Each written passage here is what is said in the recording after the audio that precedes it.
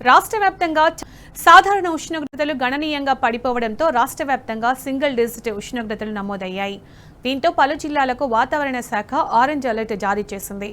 మరోవైపు నగరంలో ఉష్ణోగ్రతలు భారీగా పడిపోయాయి. ఈశాన్యం వైపు నుంచి వీస్తున్న కింది స్థాయి గాలుల ప్రభావంతో నగర ఉష్ణోగ్రతలు సాధారణ స్థాయి కంటే తక్కువకు పడిపోతున్నాయి. దీంతో చలి గ్రేటర్ వాసులను వణికిస్తోంది. ఈ క్రమంలో గురువారం రాత్రి నుంచి శుక్రవారం ఉదయం వరకు కనిష్ట ఉష్ణోగ్రతలు సాధారణ స్థాయి కంటే 4.6 డిగ్రీలు తగ్గి 13.4 డిగ్రీలుగాను, గరిష్ట ఉష్ణోగ్రతలు 29.4 డిగ్రీలుగా నమోదయ్యాయి. గాలిలో తేమ శాతం 30%గా నమోదైనట్లు హైదరాబాద్ వాతావరణ శాఖ వెల్లడించింది. రాబో 3 రోజులు చలి ప్రభావం ఇలాగే ఉంటుందని వాతావరణ అధికారులు హెచ్చరించారు. ఇక సంగారెడ్డి జిల్లా కోహీర్లో అత్యల్ప ఉష్ణోగ్రత 7.8 డిగ్రీలుగా నమోదైనట్టుగా ఐఎండీ వెల్లడించింది. ఆసిఫాబాద్ జిల్లా లింగాపూర్లో 8.3 డిగ్రీలు, వికారాబాద్ జిల్లా మోమిన్పేటలో 8.7, రంగారెడ్డి జిల్లా ఇబ్రహీంపట్నంలో 8.8 డిగ్రీల చొప్పున కనిష్ట ఉష్ణోగ్రతలు నమోదయ్యాయని తెలిపింది. దీంతో ఆయా జిల్లాలకు వాతావరణ శాఖ ఎల్లో అలర్ట్ జారీ చేసింది. రాష్ట్రంలోని కొన్ని ప్రాంతాల్లో కనిష్ట ఉష్ణోగ్రతలు సాధారణం కంటే 3 నుంచి 4 డిగ్రీలు తక్కువగా నమోదయ్యే అవకాశం ఉందని తెలిపింది. గరిష్ట ఉష్ణోగ్రతలు 30 డిగ్రీలు, కనిష్ట ఉష్ణోగ్రతలు 14 డిగ్రీల వరకు ఉంటాయని పేర్కొంది.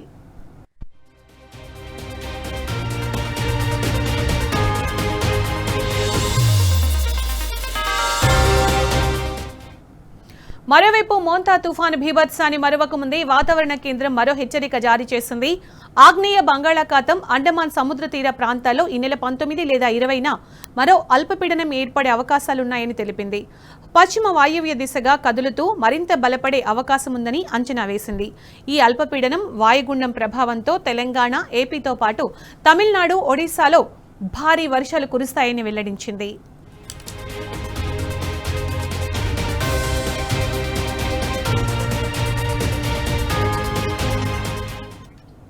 ఇక దీనికి సంబంధించిన మరింత సమాచారం మా ప్రతినిధి అరవింద్ అందిస్తారు. అరవింద్, రాష్ట్రంలో ఉష్ణోగ్రతలకు సంబంధించి అప్డేట్స్ ఏంటి? ఏదైతే చూసుకుంటే రానున్న 3 రోజుల్లో కూడా అల్పపీడనం ఏర్పడే అవకాశాలు ఉన్నాయని కూడా వాతావరణ అధికారులు హెచ్చరికలు కూడా జారీ చేశారు. మరి దీంతో చూసుకుంటే మాత్రం ఏదైతే మొన్నటిదాకా మోంతా తుఫాన్ ఎఫెక్ట్ ఉందో అది మరొక ముందే కూడా మరొక అల్పపీడనం ఏర్పడే అవకాశాలు ఉన్నాయని కూడా వాతావరణ అధికారులు తెలియజేశారు. ఏదేమైనప్పుడు కూడా తెలంగాణ రాష్ట్రంలో గణనీయంగా కనిష్ట ఉష్ణోగ్రతలు కూడా నమోదవుతున్నాయని కూడా చెప్పుకోవచ్చు. రాత్రి వేళలో కూడా ఉష్ణోగ్రతలు సింగిల్ డిజిట్ లో చేరే అవకాశాలు ఉన్నాయంటూ కూడా ప్రధానంగా తెలుస్తుంది. అటు ఉత్తర జిల్లాలో మాత్రం ఇప్పటికే కొన్ని జిల్లాలో మాత్రం సింగిల్ డిజిట్ ఉష్ణోగ్రతలు కూడా నమోదవుతున్నాయన్నట్టు కూడా తెలుస్తుంది. అటు ఆదిలాబాద్, నిర్మల్, నిజామాబాద్, మెదక్ జిల్లాలో కూడా సింగిల్ డిజిట్ ఉష్ణోగ్రతలు కూడా ఇప్పటికే నమోదవుతుంది. ప్రధానంగా మంచు పొరలతోనూ, దట్టమైన మంచు పొరలతోనూ కూడా ఉదయం సమయంలో కూడా కమ్ముకుంటుందన్నట్టు కూడా ప్రధానంగా కనిపిస్తుంది. అటు హైదరాబాద్ లో కానీ అటు జిల్లాలో కానీ ఇదే పరిస్థితి కొనసాగే అవకాశాలు ఉన్నాయి. మన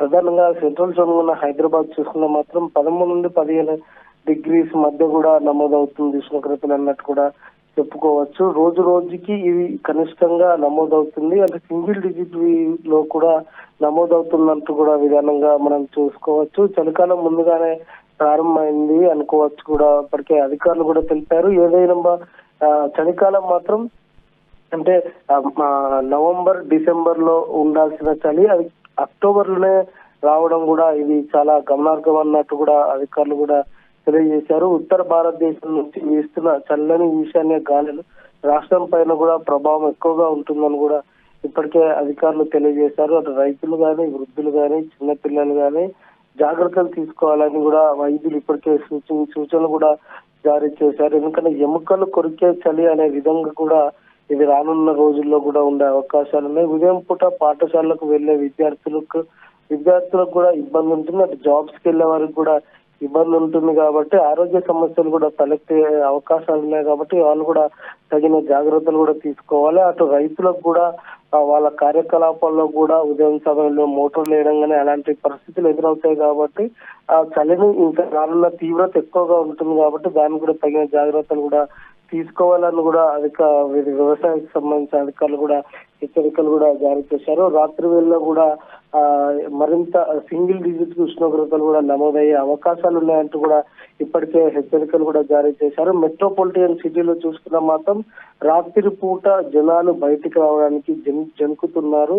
ఎందుకంటే మొన్నటి దాకా మోంతా తుఫాన్ ఎఫెక్ట్ ఉండే, దాన్ని మరొక ముందే చలి మరింత తీవ్రంగా పెరిగే అవకాశాలు కూడా కనిపిస్తున్నాయి. కాబట్టి ప్రజలందరూ కూడా అప్రమత్తంగా ఉండాలి. తగిన ఏదైతే చలికి తగిన కూడా చూసుకోవాలన్నట్టు కూడా ఇప్పటికే తెలియజేస్తున్నారు. ఆరోగ్య సమస్యలు కూడా ఈ చలికి వచ్చే అవకాశాలు కూడా చాలా ఉంటాయి కాబట్టి అందరూ కూడా తగిన జాగ్రత్తలు తీసుకోవాలన్నట్టు కూడా ఇప్పటికే వాతావరణ అధికారులు హెచ్చరికలు కూడా జారీ చేశారు.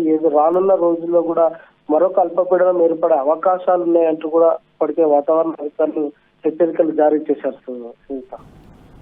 Right Aravind, thank you.